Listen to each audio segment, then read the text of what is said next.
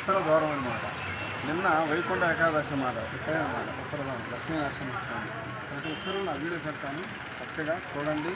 మీ కుటుంబాల్లో ఉన్న గ్రహాలు మొత్తం తిరిగిపోతూ ఉంటుంది. అలాగే ప్రతి నా వీడియో చేయండి, లైక్ చేయండి. జై లక్ష్మీ నరసింహస్వామి.